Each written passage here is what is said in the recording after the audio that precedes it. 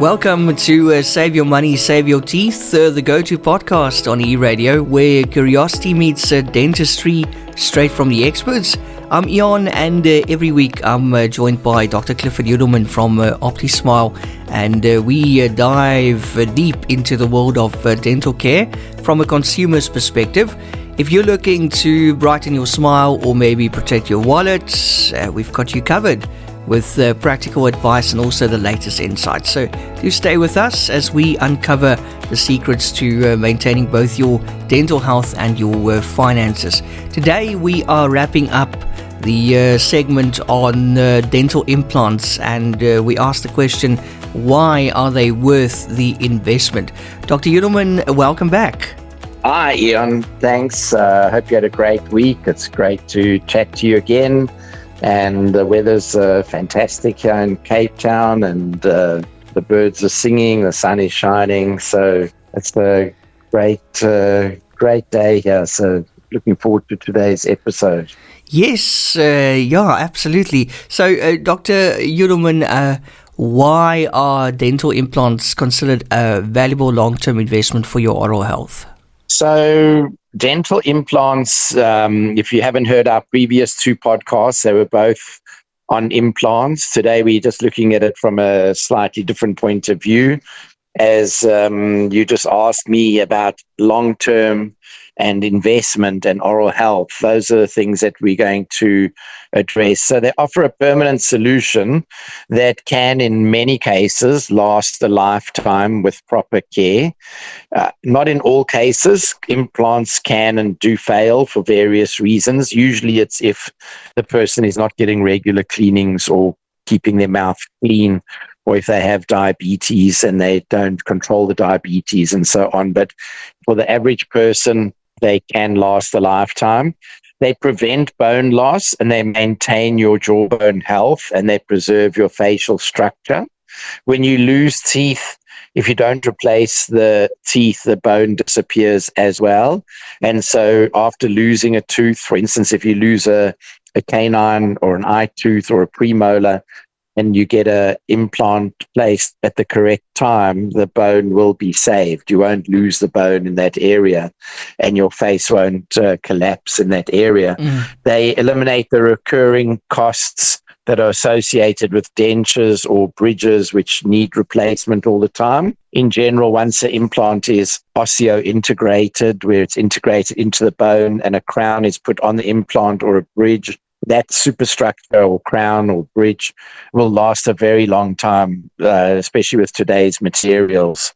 It improves overall oral health by reducing the risk of decay in adjacent teeth, and enhances the quality of life by restoring full function and aesthetics. You can chew on them, you can smile with them, and it really is, they are expensive, whichever way you look at it.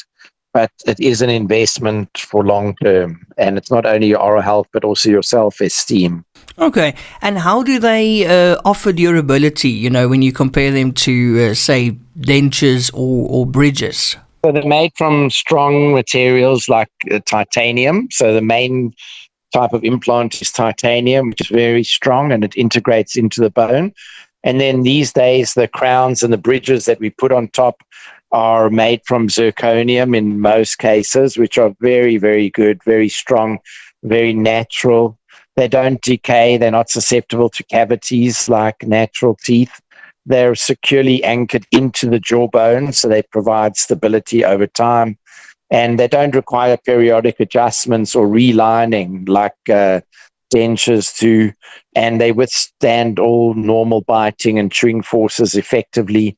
So dentures can move around and irritate the gums, or if you have a bridge, the average bridge worldwide, where you file down the tooth in front and the tooth behind, and you put 3 crowns in, basically, those bridges are susceptible to coming loose or damaging the abutment teeth, which are the teeth that have had to be drilled down. In this case, you're not drilling those teeth down. Many cases of bridges, within a few years, one or both teeth end up needing root canals, and within 7 years, one or either of the teeth, or sometimes both, can be lost. And then instead of just one missing tooth, you now have 3 missing teeth. So bridges, most dentists these days, except in very special circumstances, will not file down a perfectly good tooth in front and behind of a lost tooth. If you've got a big filling or already have a crown on the tooth in front and the tooth behind, then there's not a lot to say about just putting a bridge in, but you don't get all the bone preserving. Yeah, not to answer too long, but yeah, that's in a nutshell. Okay, and in what? Or more than a nutshell. That's a whole bag of nuts right there. Yes. Okay, and also, in what ways do they improve functionality in everyday activities, like, for example, eating and speaking? Well, when people get dentures, the upper denture can generally fit quite well. You get good suction on upper denture. Lower dentures, the lower ridge, once you lose a teeth, keeps disappearing or resorbing. They find that the diet in people who wear full upper and lower dentures, they can't chew meat, they can't eat nuts, they can't eat a lot of healthy foods, carrots, celery, salads. They tend to just eat much softer foods. And so implants, by screwing in a denture or having an overdenture that clips in, or by having some bridges in the back, your chewing of a variety of foods improves without restrictions. Speaking with loose dentures is very common. There's a lot of slippage, and sometimes speech is impeded. They generally feel and function like natural teeth, providing comfort and confidence. It removes the need for adhesives or special cleaning routines, and it enables patients to enjoy social situations without worrying about their denture being loose or anything like that. Yeah, I mean, that can probably get quite embarrassing, but can you also discuss how implants contribute to better oral health over time, doctor? Yeah, so if you, for instance, lose a lower molar, say your lower left molar is lost, the most common one that people lose would be the 6-year molar. So let's just say your wisdom teeth are missing. Then you've got canine tooth, which is your number 3. Number 4 and 5 are your premolars. Your 6-year molar just happens to be number 6 from the front. And then you got your 12-year molar, which is your number 7. Let's just say you lose number 6 because you had a root canal and you didn't go and get the onlay or the crown on the tooth, or it split, or it had a big cavity, and at the time you couldn't afford a root canal, which I encourage people to go back and listeners to go back and listen to. We've done podcasts on all of these things. But let's just say you've now lost a lower left molar. Within a very brief period of time, less than a year, the upper molar, if there's nothing touching it, will keep growing down. And what happens, you start to get cavities and gum disease up on those upper teeth because they're no longer in a good position. And your lower molar, your number 7, your 12-year molar, will start tilting forwards into the space. And when you grind your lower teeth forwards, instead of your front teeth hitting first, this lower tilted molar could start bumping on your upper over-erupted tooth, and it just turns into a real shambles. So if there's any way you can get a tooth replaced within 3 to 6 months of losing it, if you can get an implant or at least a space maintainer or something to help to stop this drifting of teeth, that would be really good, because the risk of gum disease goes up. And as we just mentioned earlier, if you do bridges that compromises the adjacent teeth, they really have to be filed down a lot. Oral hygiene is very similar to caring for natural teeth. You just brush and floss. And we find that if somebody loses, say in this case, we're talking about your lower left molar, a lot of the time that the tooth that you lose, depending which side, it would often be your favorite chewing side. That's why you end up cracking or losing that tooth, because that was the side that you were chewing on the most. Then what happens, as soon as you've got a gap there, even if there is a tooth behind, you tend to then eat on the other side, and you tend to only eat on one side of your mouth. even though you might still have some teeth left in that quarter or quadrant. So it supports overall health by improving nutrition and better chewing ability. And then, as you mentioned earlier, it also helps preserve jawbone density and prevent facial structure changes. Would you like to elaborate more on that topic? Yes, so it stimulates the jawbone because there's forces on the implant which cause the implant to integrate. And then once the bone around the implant has integrated around the implant, that bone generally stays there unless you're not keeping it clean or you've got gum disease elsewhere in your mouth. You can get gum disease on an implant. They're not bulletproof. You do need to look after them. It will prevent bone resorption. So if you lose your lower left molar, as we were talking about, and you don't get an implant, you will get bone resorption on the front of that 12-year molar, number 7, and gum resorption or recession on the number 5 if you leave it for several years.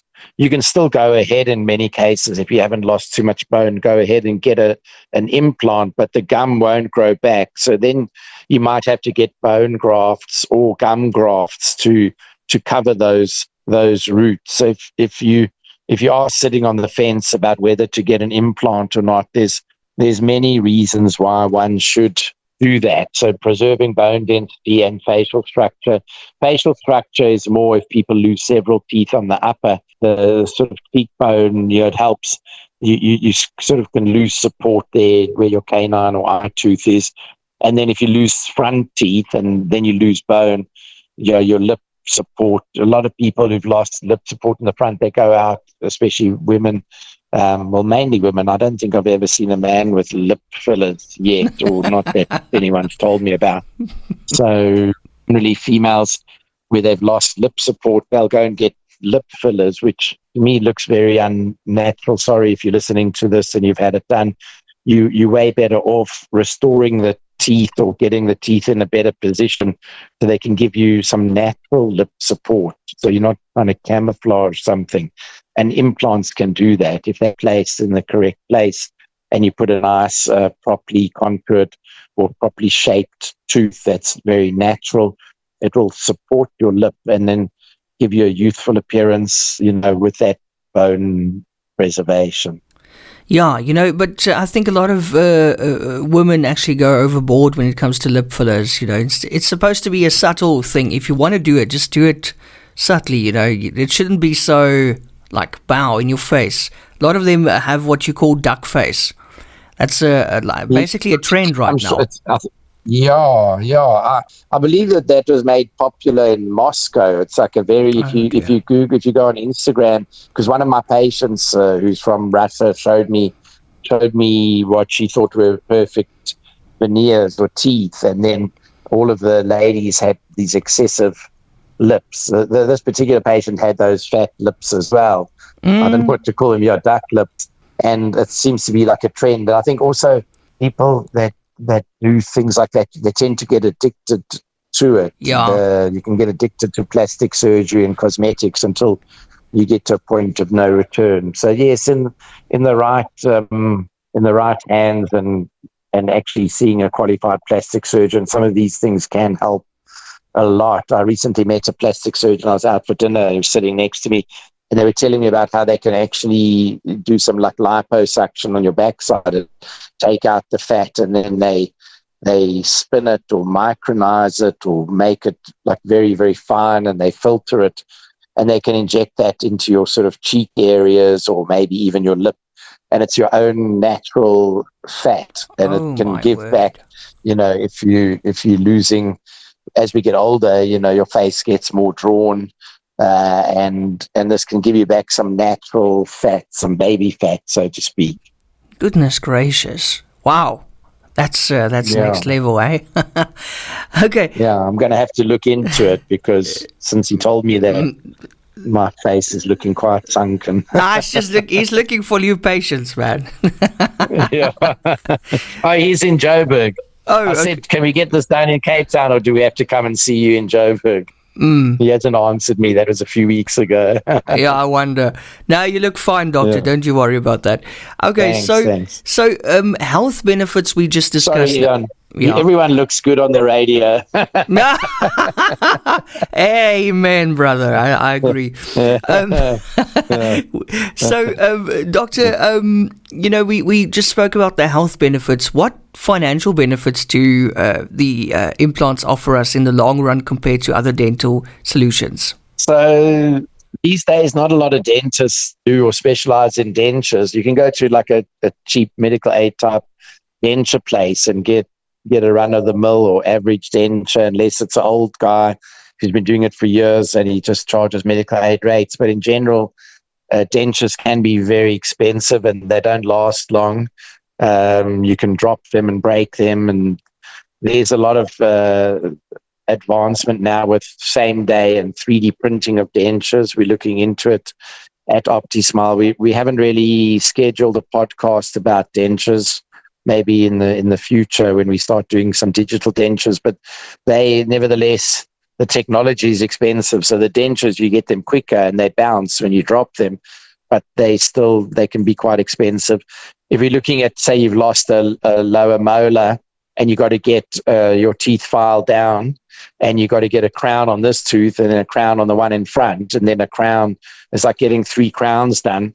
Sometimes, in many cases, an implant will actually be cheaper financial cost, but the biologic cost, the cost to your body on a bridge is very high because you've lost all the enamel on those 2 other teeth, and the tooth, either one or both, can end up with a root canal treatment, which has to be done where you drill through the bridge and then you've got a hole in the bridge, and then that tooth can break or the bridge needs to be replaced after 7 years.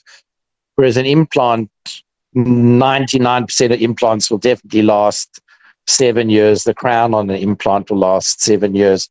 If an implant's going to give trouble, it could be after 15 or 20 years. But a bridge, every dentist thinks their bridges last 10 or 20 years. They'll tell you that. But I'm talking about actually published medical and dental journal articles about the average lifespan of it's called a 3-unit bridge. There's dentures, you got to buy adhesives and cleaning solutions. I don't think that's a big deal. You know, if your health is being improved, then that's going to affect. There's a big financial benefit to being healthier.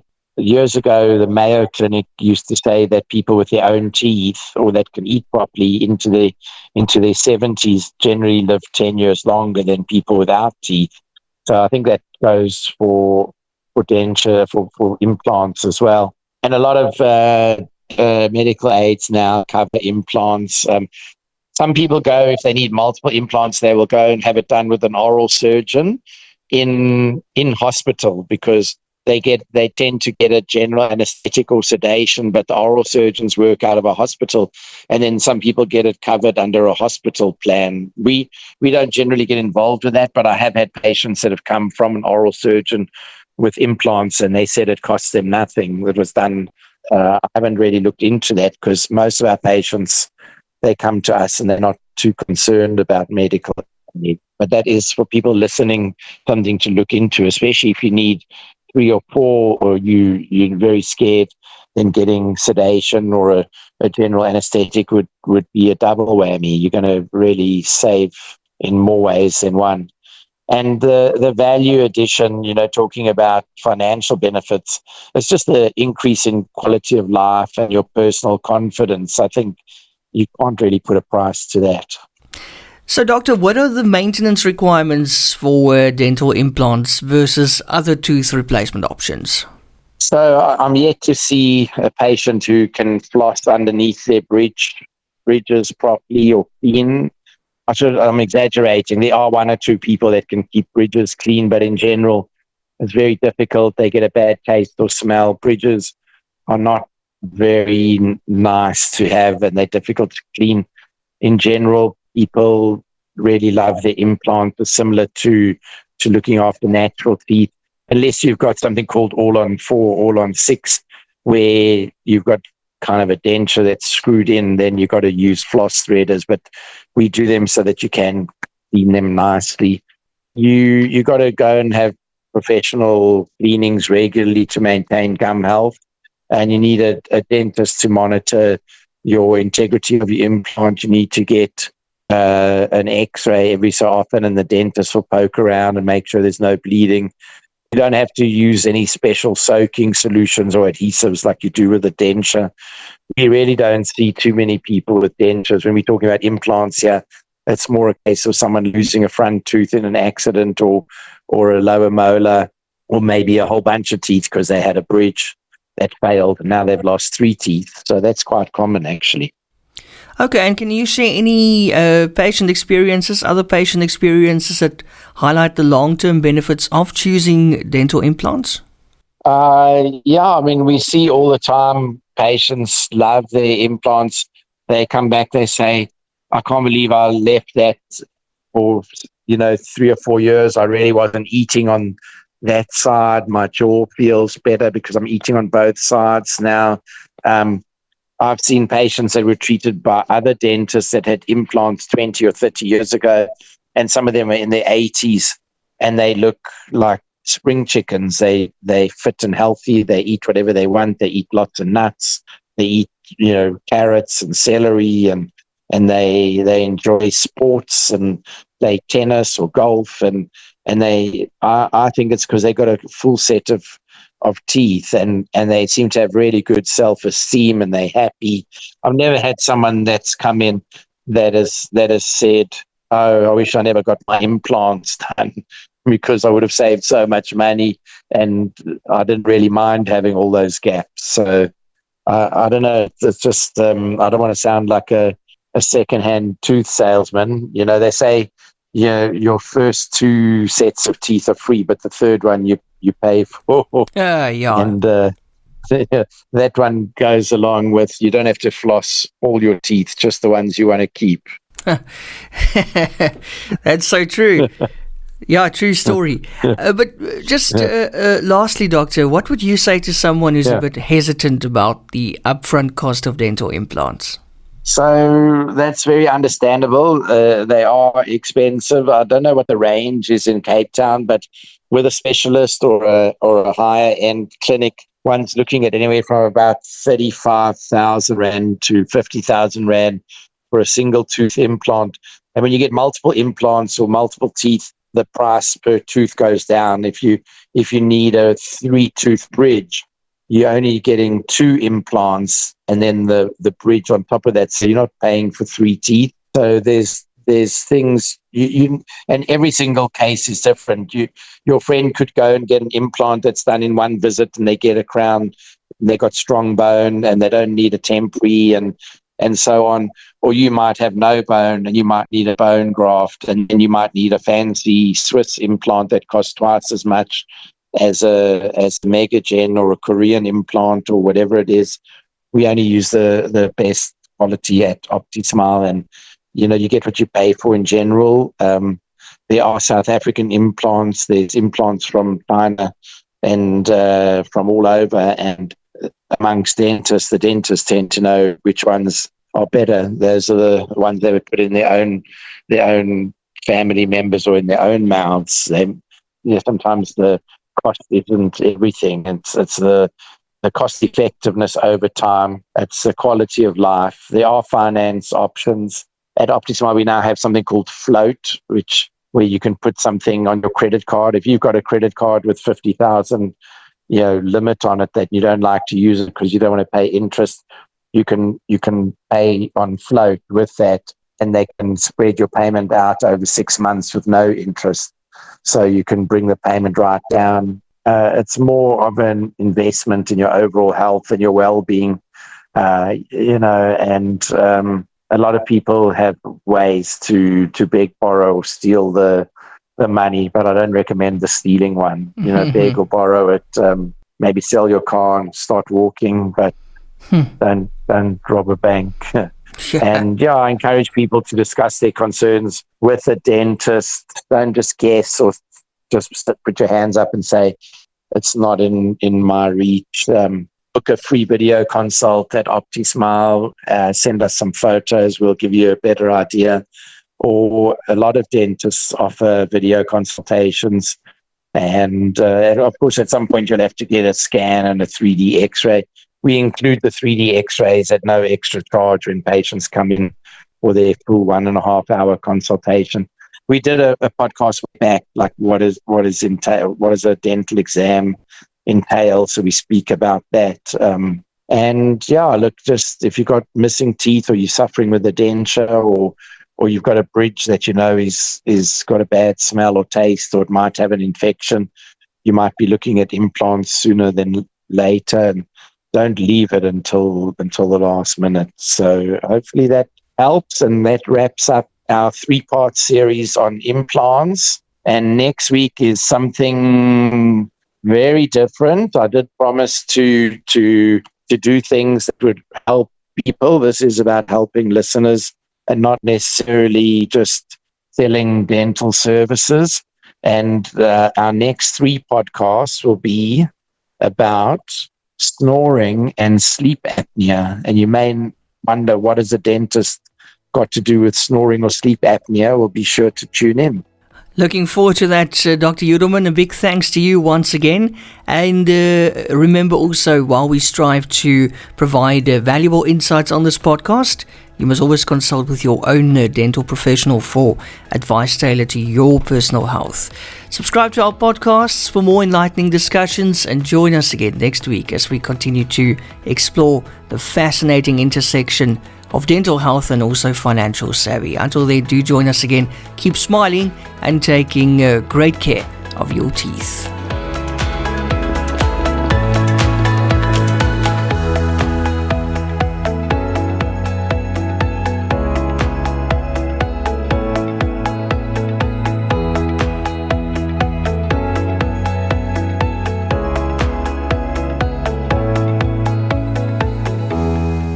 Discover the world of dental excellence with OptiSmile.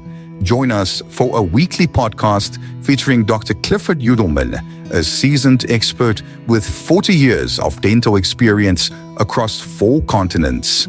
Gain unique insights and expert dental advice by visiting optismile.co.za for articles that illuminate the path to optimal oral health. If you're seeking unparalleled dental care in Cape Town, get in touch with OptiSmile or book directly online on optismile.co.za.